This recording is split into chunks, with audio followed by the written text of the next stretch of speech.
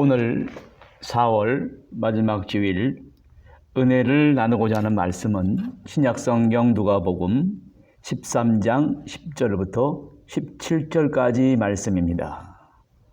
메인 것에서 풀려난 사람과 풀려나지 못한 사람을 보여주고 있습니다. 사람의 이 죄와 죄로 인해 발생되는 질병 그리고 죽음이라는 이 세 가지 짐은 사람의 힘으로 해결할 수 없는 인생의 3대 테마입니다.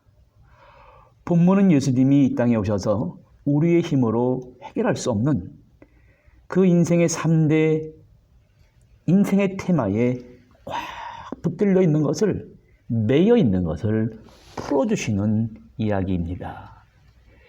이 이야기를 통해 우리가 얻을 수 있는 가장 중요한 교훈은 무엇이겠습니까?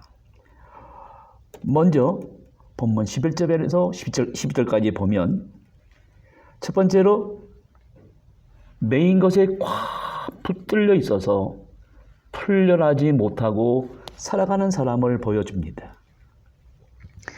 사람의 역사 속에 죄가 들어와서 사람의 몸과 정신과 마음에 병이 생겨 고통을 받고 있습니다.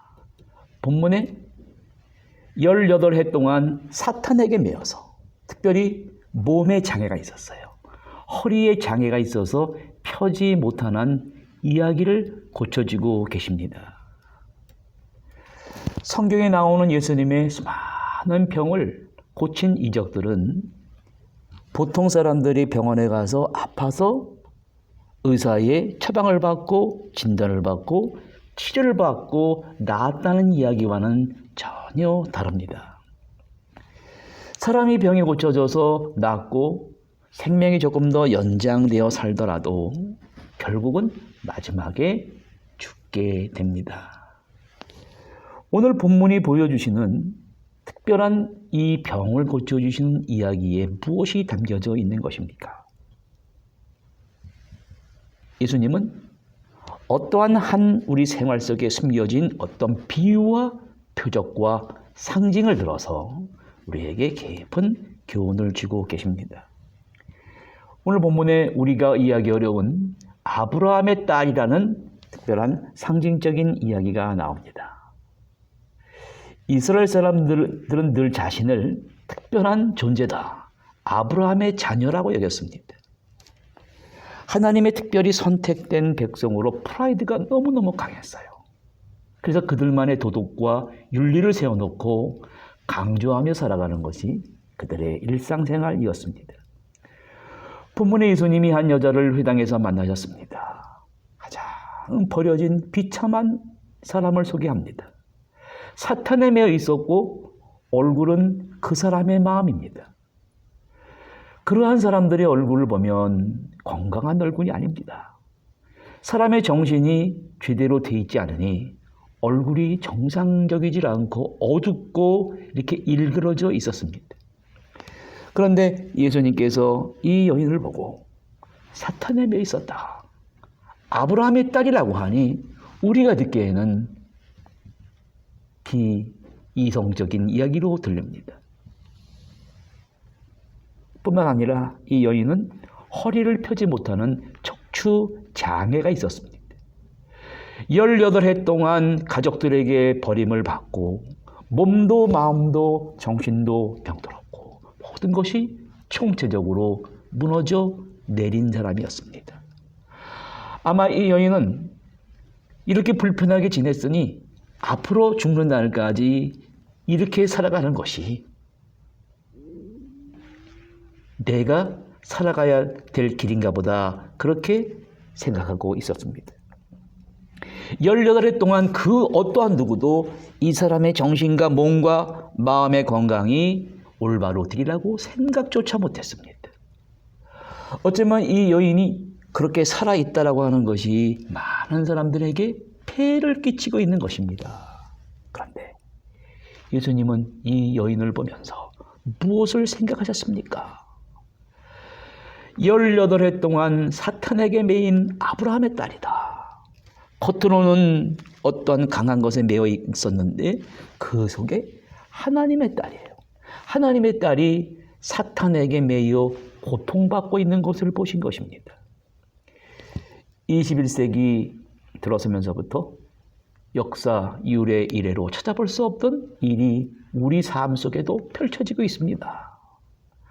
코로나 바이러스와의 전쟁이 계속되고 있습니다. 마스크를 쓰고 사는 것이 일상화되어 산소 공급도 마음대로 못하는 세태가 되었어요. 백신을 만들어 보급하기 시작했습니다. 그러나 더 강한 변이 바이러스가 나타나 의학적인 노력을 무색하게 만들고 있습니다. 어떻게 보면 본문엔 한 여인이 고통을 받고 있지만 전 인류가 COVID-19이라는 질병에 매여 고통받고 있는 현실을 우리가 모두 인정을 해야 됩니다. 앞으로 그러나 어떻게 인류의 미래가 펼쳐질지 아무도 모르고 있습니다. 그러나 여기에 다가오는 미래를 영적으로 감지하는 길이 있습니다. 본문에 버려진 사람의 존재 가치를 본인도 모르고 이 여인을 바라보는 사람들도 몰랐습니다. 그런데 예수님께서 이 불쌍한 여인을 만나 사람의 존재 가치를 귀하게 여기고 이렇게 대하고 계십니다. 본문 12절에 보면 예수님께서 이 여인에게 손을 얹고 안수하시고 매인 것에서 풀어주셨다는 거예요. 예수님은 이 여인을 다른 사람처럼 못 본 척한 것이 아니라 바라보셨습니다. 정확한 해석은 멀리 떨어져 있는 여인을 가까이 불렀다는 거예요. 육체적으로, 정신적으로 건강을 잃어버리고 특별히 사탄에게 매여 있었습니다. 무엇인가 강하게 붙들려서 부저유한 그러한 억압된 생명을 보셨습니다. 그래서 아무도 풀 수 없는 그 매임에서 풀어줘야 되겠다는 생각을 하셨습니다. 예수님이 바라보시는 시각은 사람이 보는 시각과 다릅니다. 성경은 우리에게 요구합니다. 예수님이 바라보는 시각으로 불쌍한 사람을 바라보아야 된다는 거예요. 예수님은 18해 동안 사탄에게 붙잡혀 정신적으로, 육체적으로 온전하지 못한 한 여인 속에 있는 하나님의 형상을 보셨습니다. 인간의 시각으로 보기에는 이 여인은 귀신 들린 여자입니다. 몸에 옷을 걸쳤는지 밤낮체인지 모르고 소리를 지르는 정신없는 여자였습니다. 그러나 예수님은 그 여자의 겉모습을 보시는 것이 아니라 그 여자의 깊은 내면의 세계를 보고 계셨습니다. 그 내면의 세계를 들여다보니 하나님의 닮은 형상이 아직도 깊숙한 내면에 남아 있었습니다. 하나님의 형상을 닮은 딸이 사탄에게 붙들려 있는 모습을 보시고 풀어줘야 되겠다. 문제는 참으로 귀한 생명이 사탄에게 속박되어 있는 것이 문제라는 것입니다. 오늘 현대판으로 많은 사람들이 아파하고 있습니다. 정신적으로 온전하지 못한 사람들이 많이 있습니다.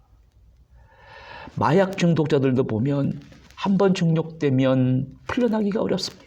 그래서 법으로 규제를 합니다. 이들은 마약에서 끝나는 것이 아니라 더 강한 자극을 필요로 합니다. 도박도 그렇습니다. 명예욕이 사로잡힙니다. 권력 욕은 사람을 더욱 강하게 붙듭니다. 이데올로기에 빠지면 사람을 정신을 빼앗아가 버립니다.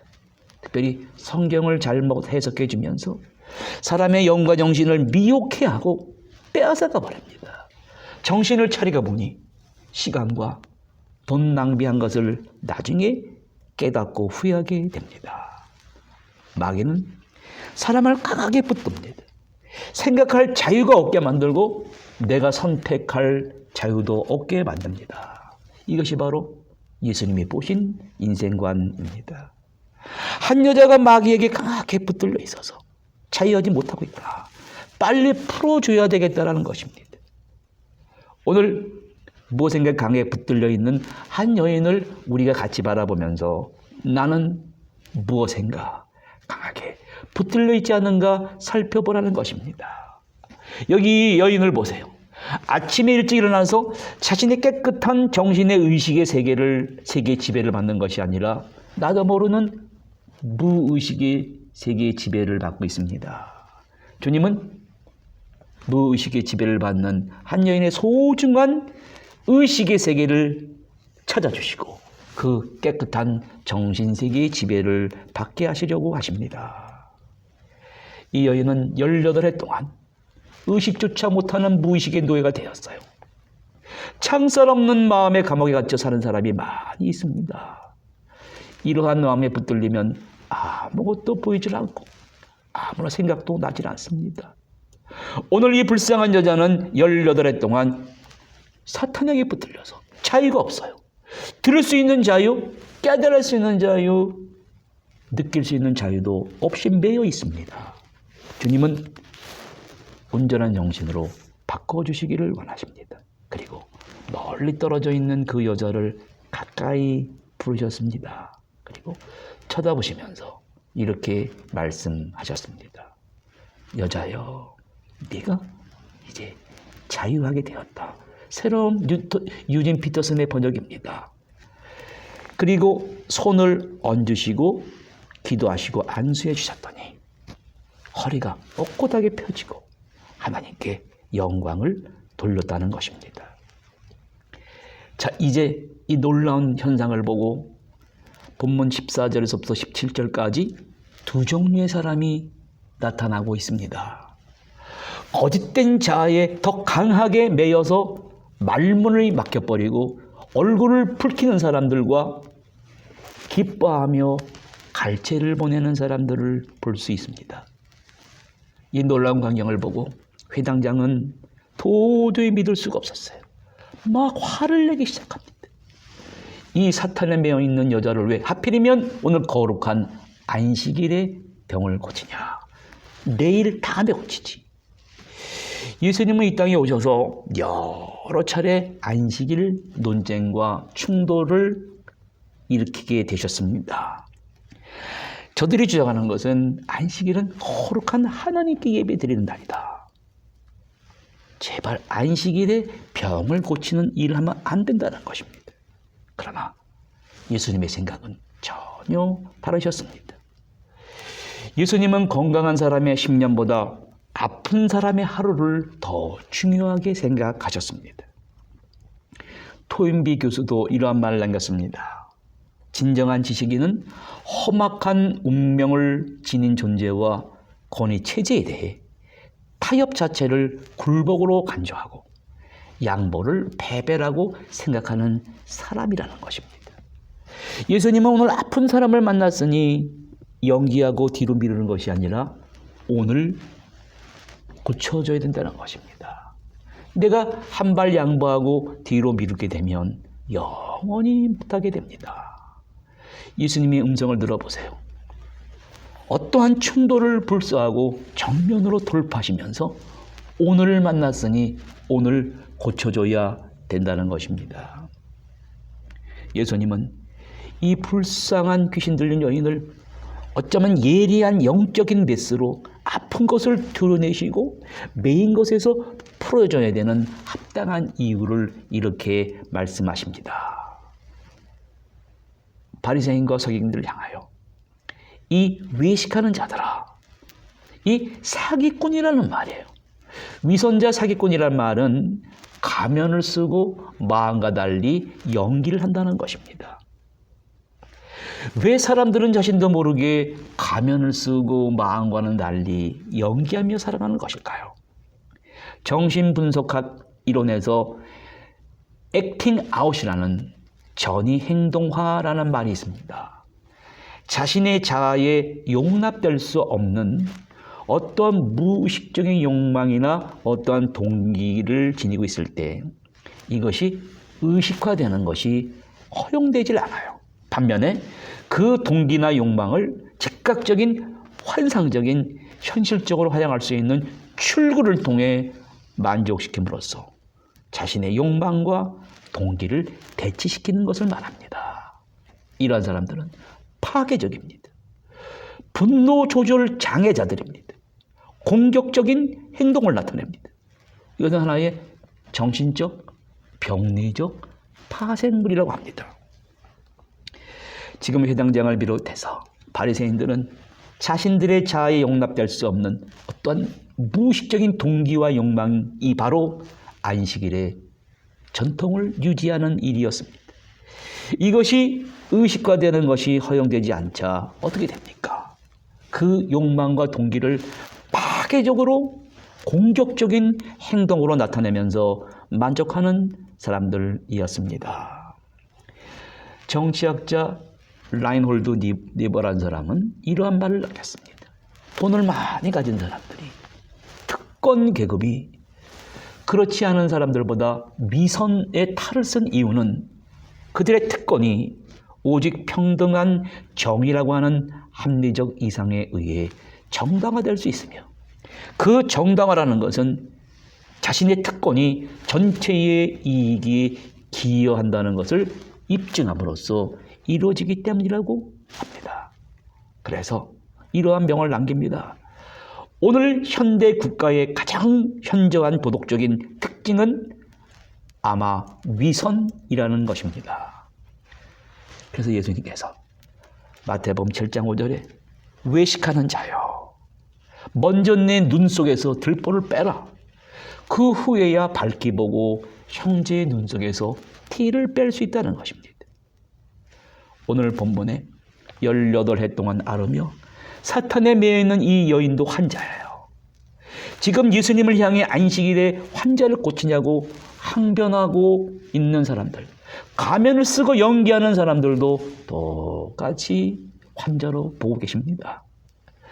그러시면서 18해 동안 귀신에게 붙들려 있는 여인도 고쳐주시려고 하시고, 안식일에 외식과 위선과 가면에 꼭 붙들려 매여있는 사람들의 위선도 고쳐주시려고 이렇게 말씀하고 계십니다.